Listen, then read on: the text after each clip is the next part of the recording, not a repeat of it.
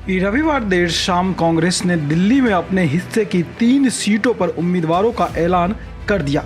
इसके साथ ही सभी सीटों पर उम्मीदवारों को लेकर संशय दूर हो गया है। इसके साथ ही दिल्ली की एक सीट पर मुकाबला दिलचस्प होता दिख रहा है। सीट है उत्तर पूर्वी सीट। यह सीट पूर्वांचल के लोगों का गढ़ माना जाता है और यहाँ पर पूर्वांचल के 2 उम्मीदवार मनोज तिवारी और कन्हैया कुमार आमने सामने होंगे।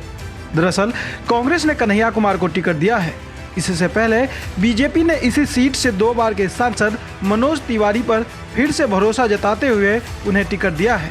तिवारी पर बीजेपी आलाकमान का भरोसा कितना है, इसका अंदाजा इसी बात से लगाया जा सकता है कि बीजेपी ने 7 में से 6 सांसदों का टिकट दिल्ली से काट दिया है। सिर्फ मनोज तिवारी को ही फिर से उसी सीट से मैदान में उतारा है। टिकट मिलने के बाद कन्हैया कुमार ने शीर्ष नेतृत्व को धन्यवाद दिया। वहीं मनोज तिवारी से टक्कर को लेकर उन्होंने कहा कि कोई न कोई तो सामने होगा ही, व्यक्ति नहीं बल्कि विचार और मुद्दा महत्वपूर्ण होता है।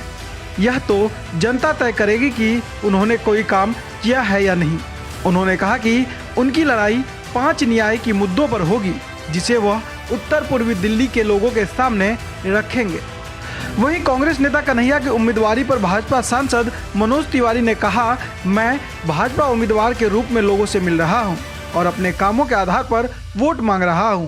किसी को यानी कि मेरे खिलाफ आना ही था, लेकिन कांग्रेस की मानसिकता ने आश्चर्यचकित कर दिया है कि क्या कांग्रेस पार्टी में देश की सेना और संस्कृति का सम्मान करने वाला कोई नहीं है जिसे वे टिकट दे सके।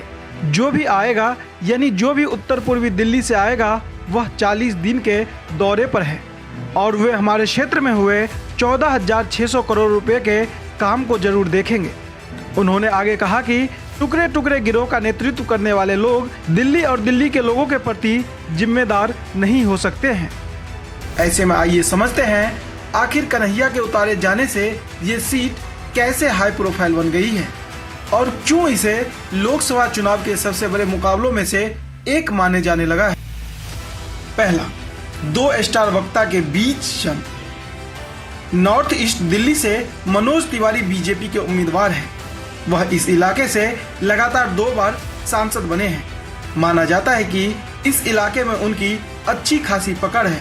नेता के तौर पर वह लोकप्रिय हो न हो, लेकिन अभिनेता और गायक के तौर पर उनकी फैन फॉलोइंग का जवाब नहीं। अगला है पूर्वांचली बनाम पूर्वांचली। नॉर्थ ईस्ट दिल्ली में पूर्वांचल की आबादी काफी ज्यादा है। यह पूरे भारतवर्ष का सबसे सघन आबादी वाला इलाका है।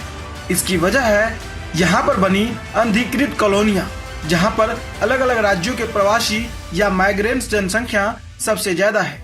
इसी इलाके में बुरारी, करावल नगर, सीमापुरी, गोकलपुरी जैसे क्षेत्र आते हैं, जहाँ सैकड़ों की तादाद में अनऑथराइज्ड कॉलोनियाँ हैं। इनमें न सिर्फ बिहार बल्कि उत्तर प्रदेश और हरियाणा से आकर काम करने वाली बड़ी आबादी रहती है। ऐसे में उन सब का वोट किस तरफ जाएगा, यह भी यहाँ का चुनावी समीकरण तय करेगा।